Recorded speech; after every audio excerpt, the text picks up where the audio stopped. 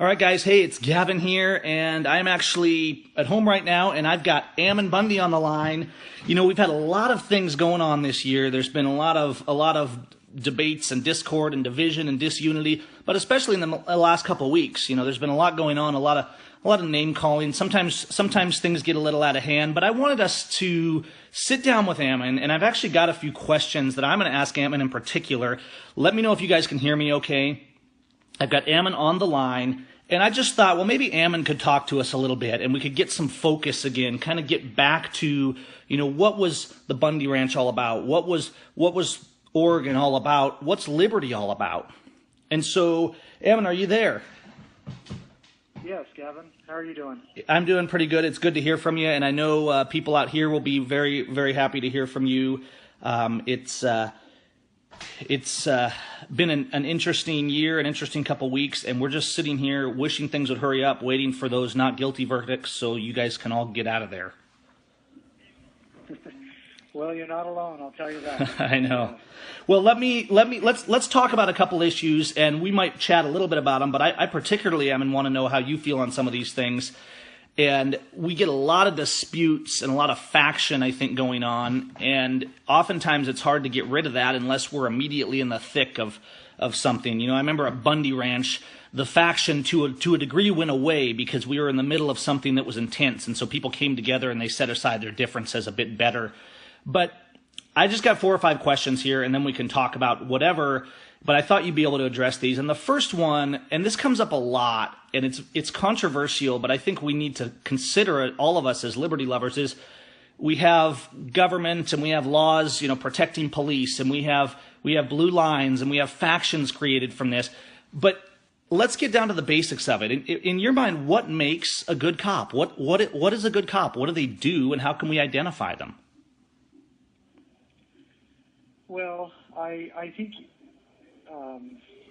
and that is an interesting question, but I think you have to look at, in order to find out or, you know, come to the conclusion of what a good cop is, you have to look at what his job is. Right.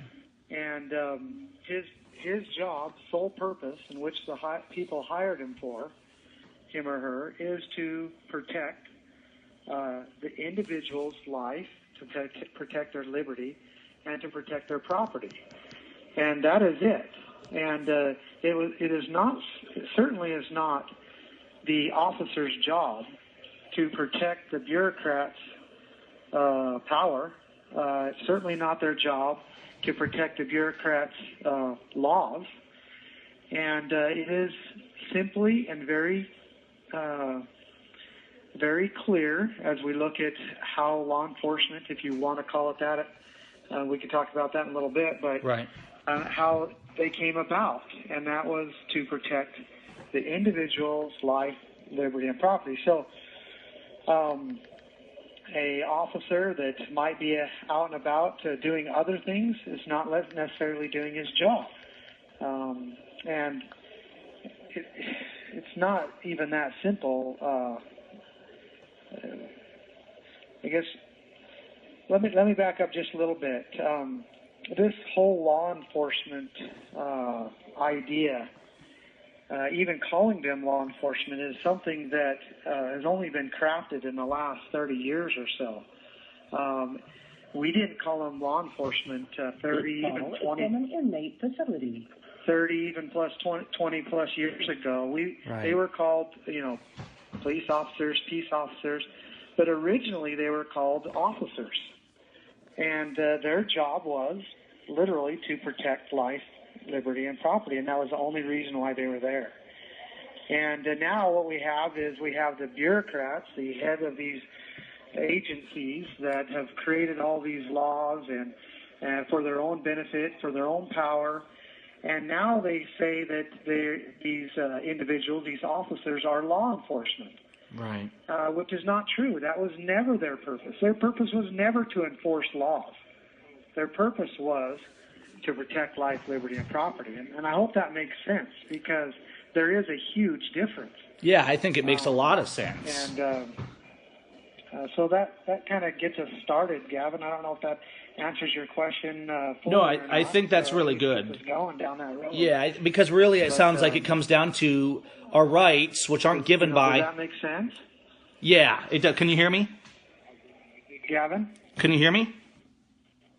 Are you there? Hang on. Gavin? Ammon, you there? You there? Can you hear me? Yeah, I can hear you. Can you hear me? I hear you now. I couldn't there for a little bit. Okay, something's wigging out. Let me switch it over here. Can you hear me now? Hang on. Let me figure out what's going on here. Somebody's messing with me. Muted. Unmuted. Ammon, can you hear me? Yes. Okay, there we go. I don't know what happened there. All right. Yes, that does answer my question. I think that was good. And I think really it comes down to we have rights. They're not given by, but they're affirmed by the Constitution. And this is why I get so frustrated with officers. You know, it's like the guy I talked out to in front of the courthouse the other day, the federal officer. I get really frustrated because they're always passing the buck and they're saying, well, that's not my job. I say, well, aren't you going to defend us? Aren't you going to protect our rights? And they say, well, I'm not in that building. I'm over here. And it seems like we always have an excuse. But to me, what makes a good cop in a way is not one that doesn't kick us in the head on the side of the road. A good cop is the one that stops the ones who do that. It sounds like you would be on the same page with that. Yeah, and it's difficult because from an inmate facility. It's difficult. It's difficult for us, and it's difficult for them too, because there's a tremendous amount of pressure that's put on them to basically be law enforcement, not Right. protectors of life, liberty, and property. Right. And they're actually threatened with their livelihood. They're threatened that Exactly. if they don't do what they're supposed to do according to the bureaucracies, that they will lose their job. And, you know, you've heard it, I've heard it, many people have heard it, that I'm just doing my job. Yeah. And actually the other day in here I heard a guy say, well, I'm just paying my mortgage. That's what he said. Wow. You know, Okay. right before he did a strip search on me, he said, you know, and I'm questioning him about my rights, about the Bill of Rights, about, Right. you know, my 4th, 5th, and 6th Amendment, my rights that are protected by the 4th, 5th, and 6th Amendment. And I'm saying, look, you know, I'm not a convicted man. I should not have to strip in front of you. Exactly. And be strip searched by That's you. gross. But he says, you know, no, I have to do it. I'm paying my mortgage. So yeah, moral. Yeah, and that's where it becomes, you know, difficult because that individual is making a personal decision. And each person makes those decisions themselves, and they have to determine what they're going to do and what they're not going to do. Right. Right. And, Okay.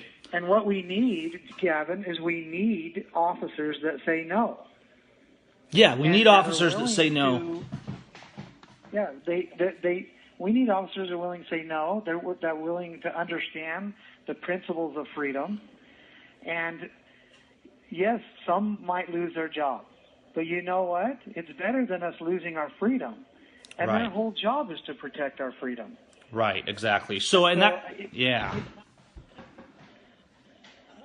I think you're spot on. This kind of leads into the next question, and I love that even though they have you in chains and they're trying to keep you down, you're still raising these questions, and it kind of goes to my next question. If we've kind of established fundamentally the foundation of a good cop, but the next question is people that speak up are always getting attacked if they're not saying the norm. And I guess my question to you is it right to question officers? And if need be, is it right to disobey an officer's unlawful orders when we come to that point?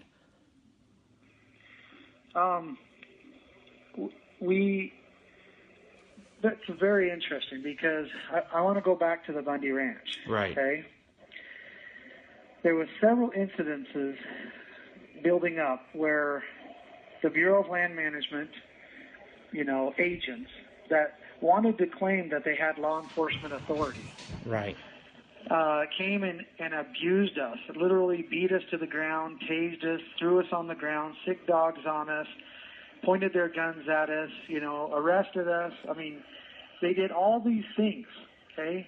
And we protested them very heavily and basically saying, you don't have authority here, you don't have a right to be here, you know, you're destroying our liberties. You're taking our property, and you don't have a right to do that.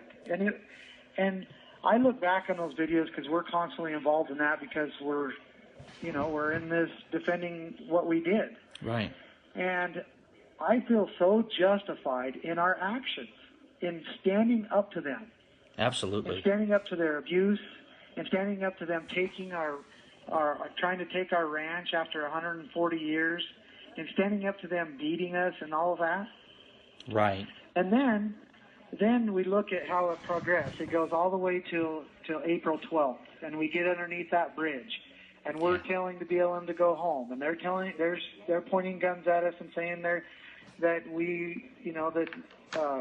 basically they're going to use force on us, and that's the scenario. And then here comes down the wash From an inmate facility. 2 officers, and they're dressed in different clothing. They come right through all those BLM guns, right past all those federal agents, and walk right up to the fence. And we immediately recognize them as our county sheriffs, at least county sheriff deputies. Right. Deputy Tom Roberts and another deputy. And it was amazing. It was so powerful because you could feel that man had authority. And we recognized that. And he said, Ammon, my name is Deputy Tom Roberts, and I'm here to help. What do you want me to do? Right. And I said, hey, you have authority here. You tell us what to do, and we'll listen to you. And I stood up on the fence, and I pointed to Dan Love, who was the head of the BLM, and I said, this man here, I said it to the crowd, does not have authority here. And I pointed to Tom Roberts, the county sheriff, and I said, this man has authority here, and we will do as he asks.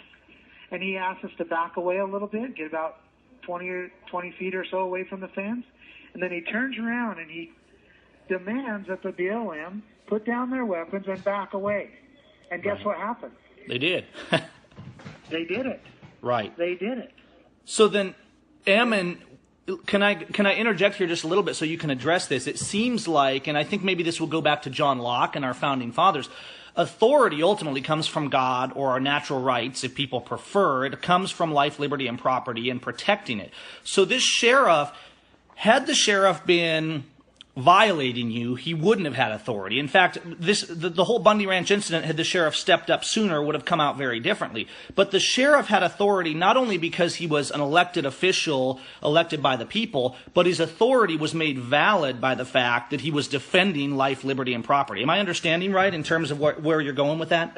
That is exactly. It is twofold, Gavin. It is, one, does he have authority given to him from the people? Right. And we need to talk a little bit more about that. But 2, is he using that authority properly? Which the only proper way to use that authority is to protect life, liberty, and property. Right. When you're protecting a bureaucracy, when you're protecting, someone else's power, someone else's, ideas or social theologies, then you're no longer using that authority correctly. Right. And so it's twofold. And that's exactly right. That sheriff deputy came down there to protect life, liberty, and property. And we immediately recognized it. And second, or maybe even first, I don't know, he had the authority from the people. Right. And let's address that a little bit. This call is from an inmate facility. How did that sheriff deputy get authority from the people? He was deputized by the county sheriff.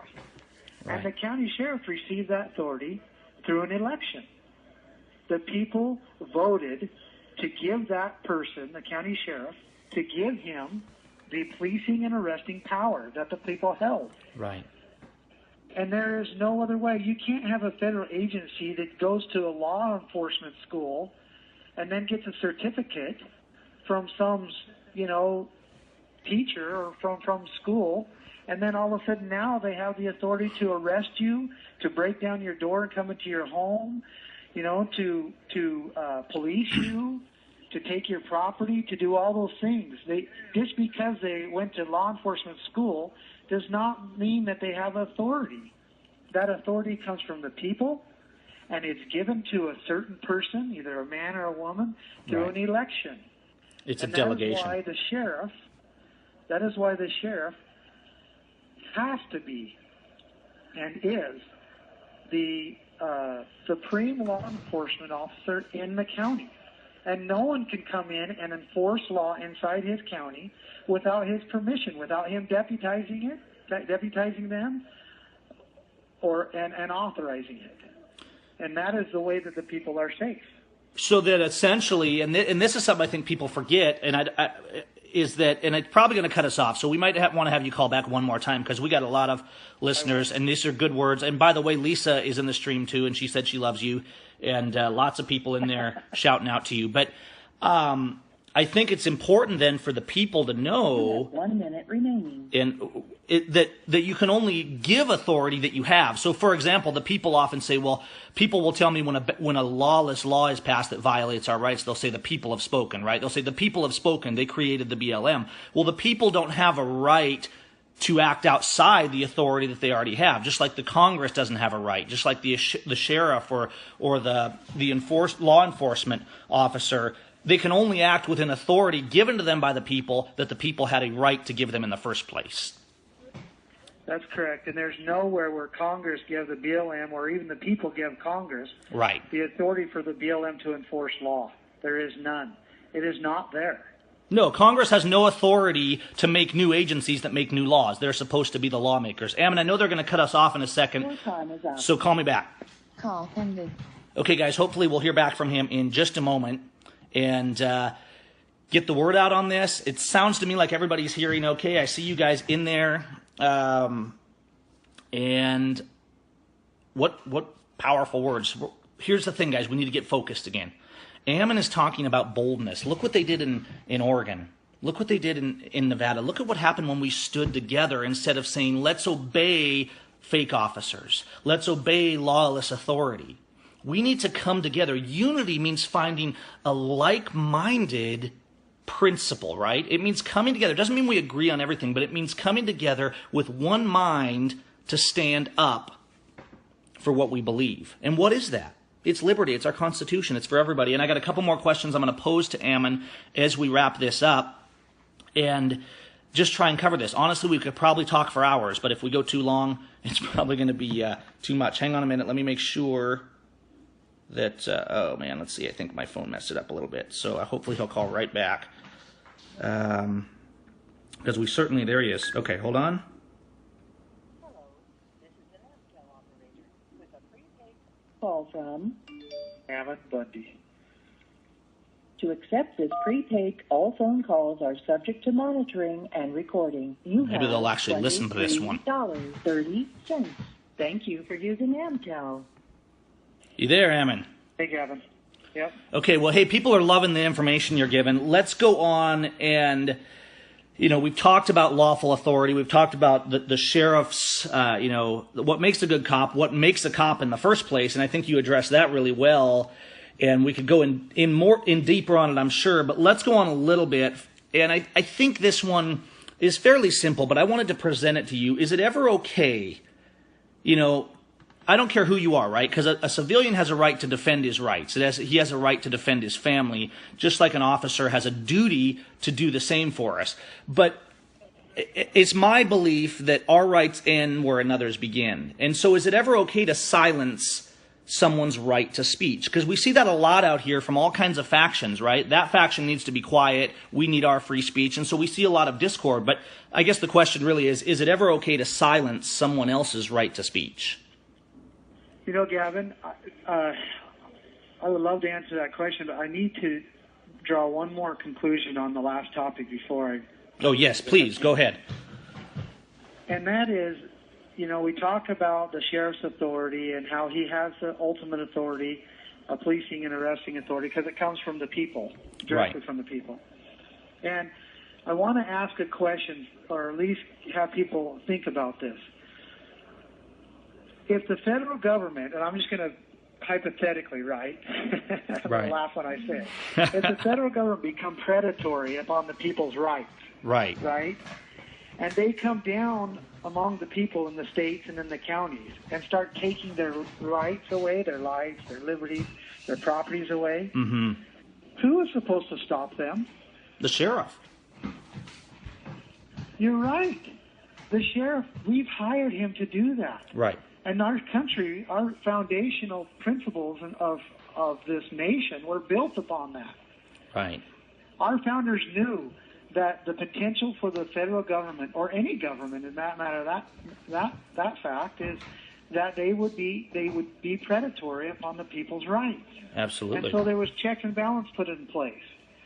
And my question is this: if the sheriff's job is not to do that, then who's going to do it? Right. Well, at that point, It's not a question of whether the federal government is going to be predatory or not. Right. It's a question is who's going to stop them. Well, and if the sheriff refuses to stop them, I would say that historically and morally it falls back to the people. That's exactly right, because it's the people's rights anyway. Exactly. That's what happened at the Bundy Ranch. The sheriff Yes. would not step up. We were not going to allow our rights to be taken. So we stepped up and began to protest them. And then finally the sheriff, protest the sheriff too for not doing his job. Sure. Finally the sheriff came in and ultimately did his job. But my point is if we think that the federal government we're some subsidiary of the federal government and we cannot stop them from doing what they want to do because they're the federal government, Right. we are in a complete incorrect mindset. It is our really duty are. to stop them. And for example, let's just go one step further. Although I completely disagree with the UN, we'll talk about that another day. Right. But what if the UN came into the states and began taking the people's life, liberty, and property, oppressing the people? Then whose duty would it be to stop them? The sheriff and the people, it's be their the right as sheriff. well. Yeah. But when the sheriff, It would be the state. right. It'd be the federal government's duty to stop them, right? Well, and it'd also be at that what- point the but what militia, if- who are the people themselves. But the people don't. Or the people themselves. Yeah. That's right. Through the uniting of the militia or whatever means is necessary. From an inmate The facility. point being is that is what our protection is. Right. And our sheriffs across this country have forgot what their duty is. I know. They either forgot or they've never learned. Right. Their responsibility, first and foremost, is to protect the individuals in their counties' life, liberty, and property Right. against Awesome.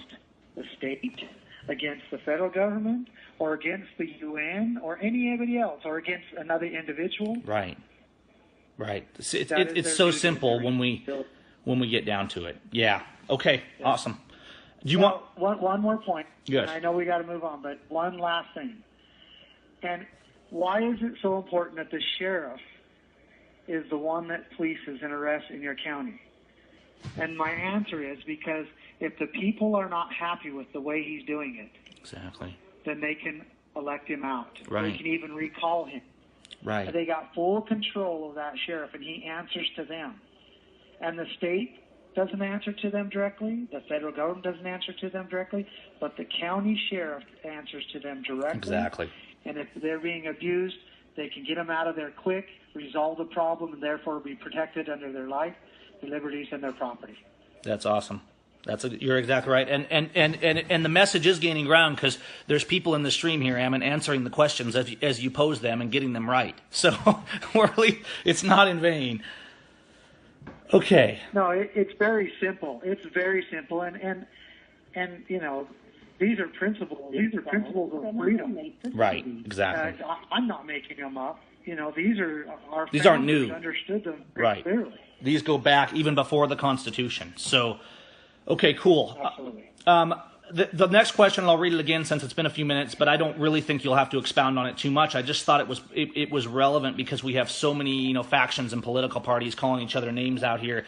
Is it okay to silence someone's right to speech? So my answer to that is very simple. We have an obligation when we disagree with each other we have an obligation to try to get the other person to understand our view. Right. And through words. And immediately when it goes to force, when someone uses physical force on somebody, then it's wrong. We do not have a right to do that. If you disagree with me, Gavin, or I disagree with you, right, it's my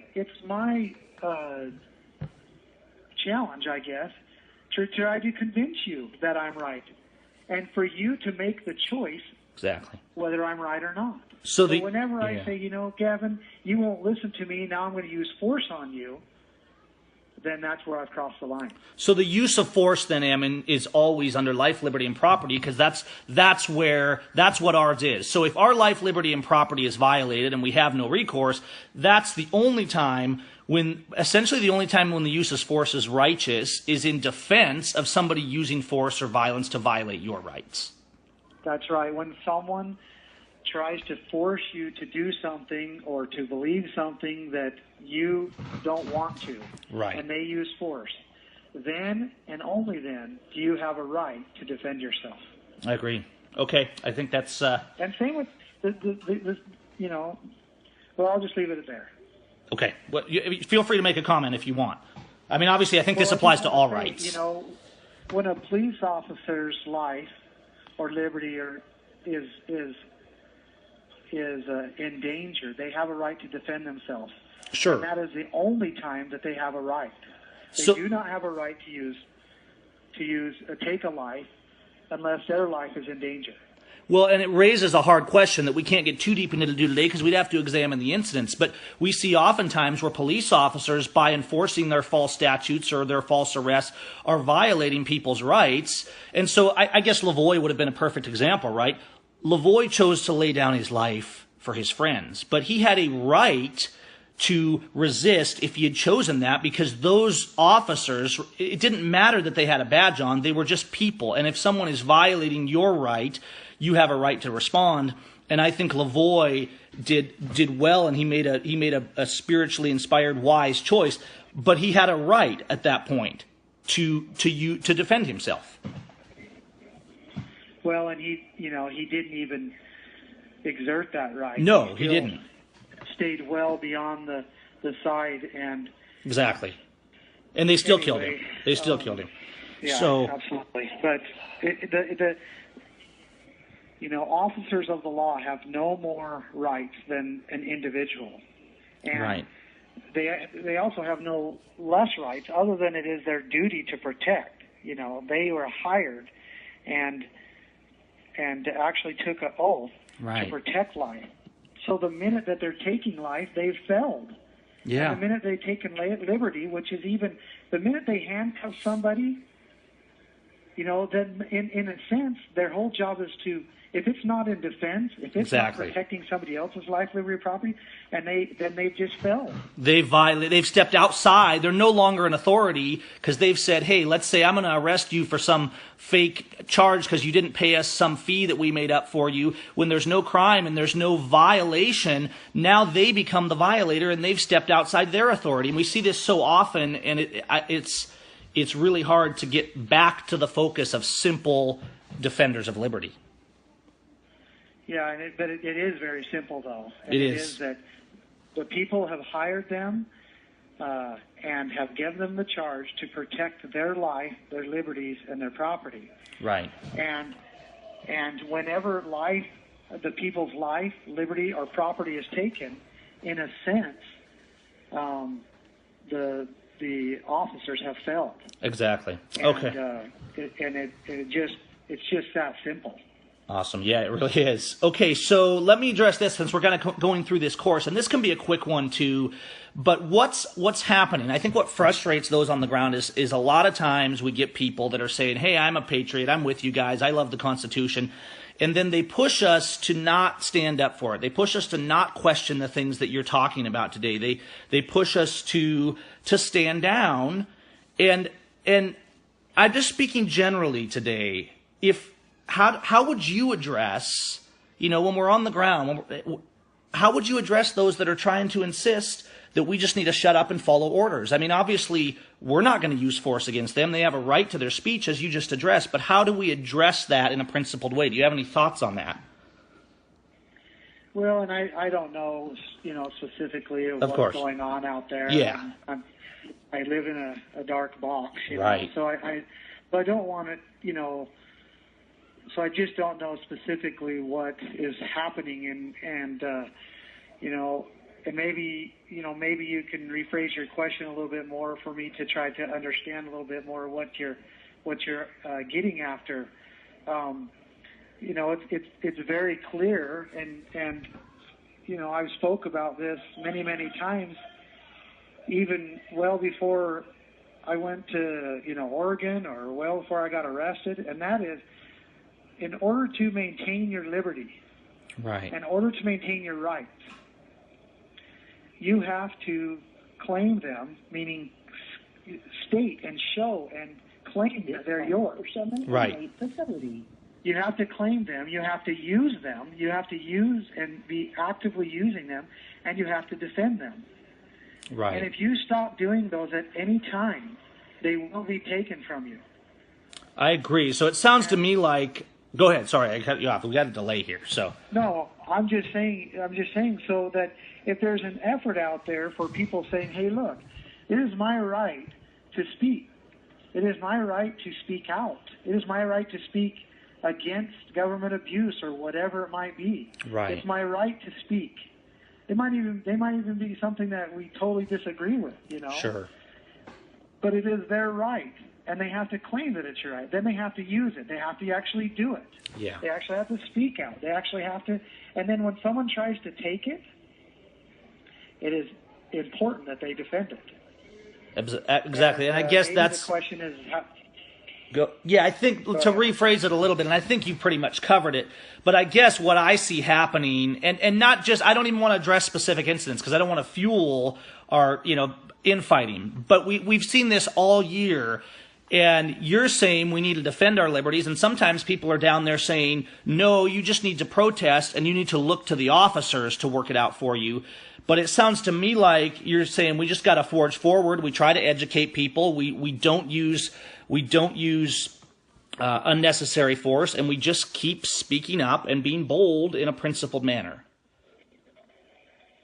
You have to, and we have to keep teaching the people correct principles so that they'll govern themselves correctly. Right. And that goes, for us, and that goes for, those in government positions, and it goes for the officers of the law. Exactly. Okay. Ammon, you've done great. I mean, we've really got some great things, and I'm sure we could do lots of other questions, but I don't want to go too long. I do want to close with one, and this is a personal question about me, because I have seen some people that say, well, let me just be quite frank. There's some people saying Gavin's taking advantage of the Bundys for money and things like that. So my question is simple. I don't want to address individual instances, but do you feel that in my stand I've been in any way unprincipled from what you've seen, or that in any way I've taken advantage of your family in our discourses and our working together? Gavin, I have no idea where that idea would come from. Yeah, I know. But and I just want to make it clear that I had no idea that Gavin was going to even bring this up, which I'm glad he did. But it's actually just the opposite. Gavin has done hours and hours and hours, and many more hours on top of that, of helping me try to get messages out there, and spending a tremendous amount of time, videoing and cutting and splicing and editing and all of that he does, amongst other things. And I'm grateful for that. And I'm grateful for all the people that have done that, like Shannon Bushman. He spent hours and hours as well doing that. Right. And I can honestly say, Gavin, that I don't know of anybody that's ever taken advantage of me in this movement. Good. And I'm so grateful for that. In fact, I owe people a tremendous amount that I don't know that I could ever repay them back.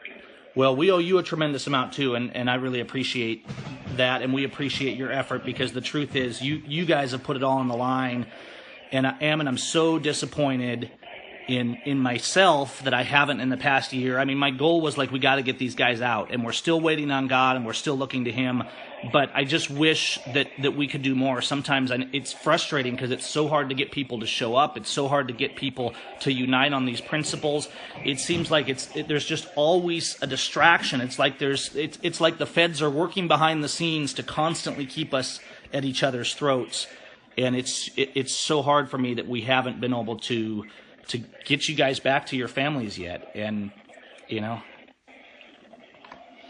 so. Well, it is coming. I am certain it's coming.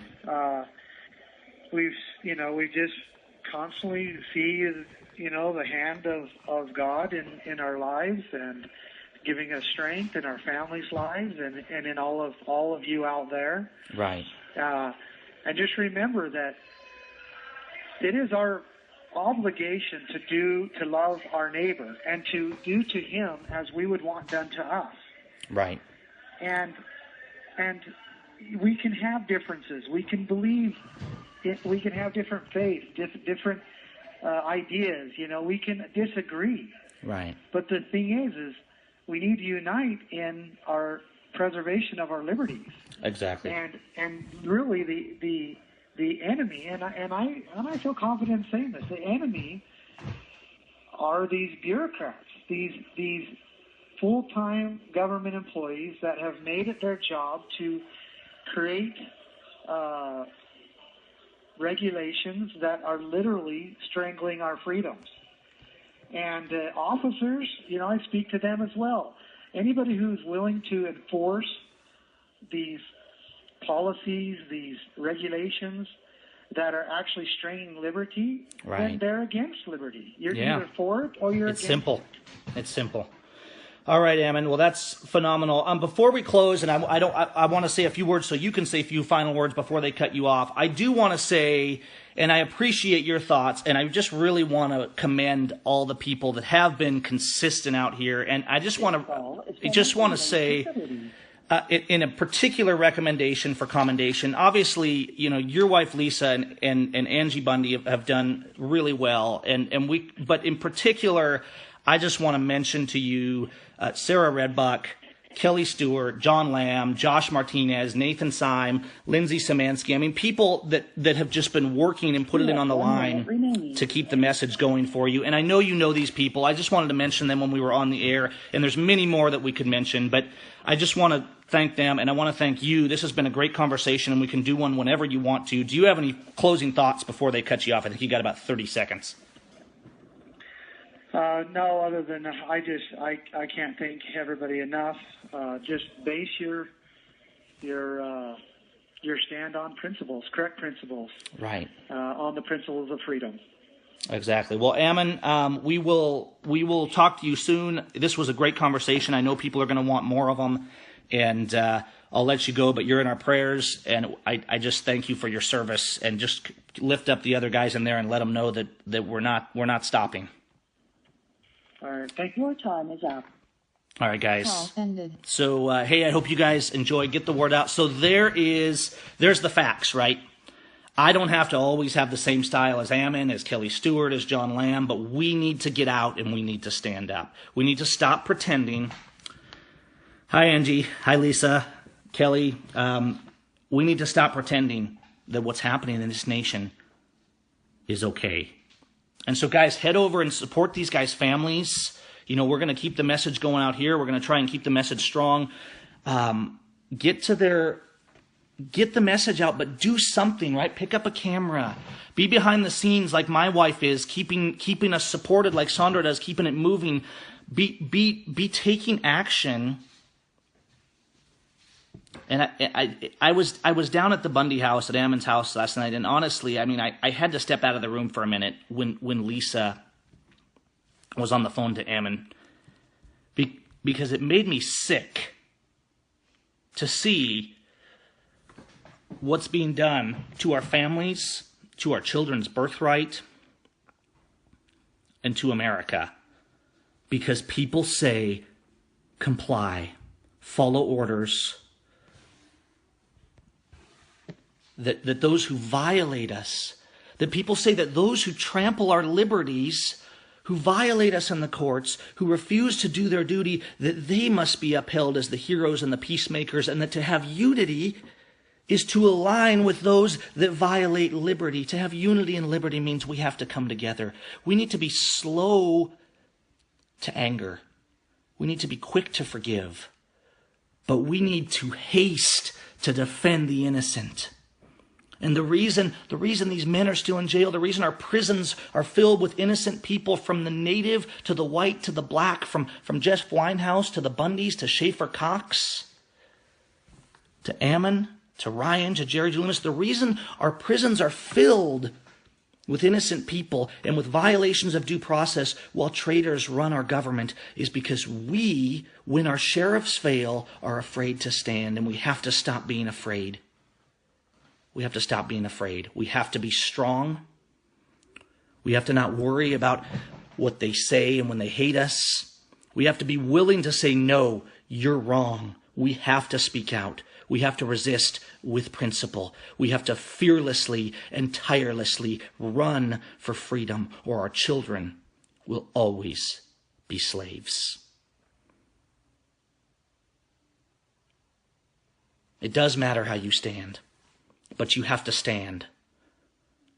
Beware the people that say it matters how you stand, so do not stand at all, because you just need to comply. We can do this. We need to honor God, honor liberty, love our neighbor as ourselves. Put effort out. Don't look for someone else to do it. And it's my belief that God will honor that and give us liberty, a refuge, and set the prisoners free. Why don't we take a moment, since we're all on here, to say a prayer? I wish we still had Ammon here, but they cut us off after 20 minutes. And let's just do that. Father in heaven,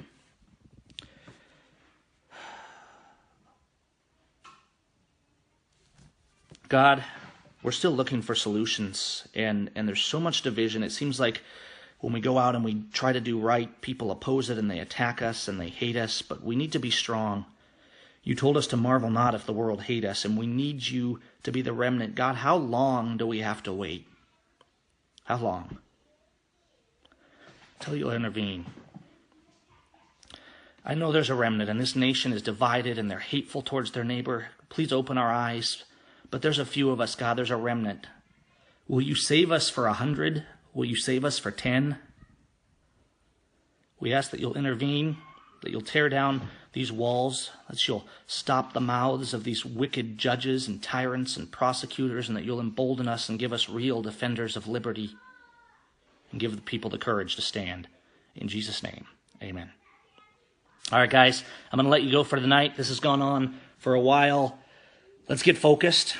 Let's stop listening to informants and provocateurs and people who would undermine the principles of liberty. Let's love them. Let's love them by telling the truth to them in love. Just like we love the police officer who's not doing his job, by telling them the truth in love. Just like we speak out, but we need to be bold. We need to rise up, and we need to stand. And that falls to you. Thanks, guys. Angie, Lisa, Kelly, all you guys. I saw a lot of familiar faces. Thanks all for being here and for your great comments. And we'll try and get Ammon on here and do this again, you guys. Have a good night, and God help us.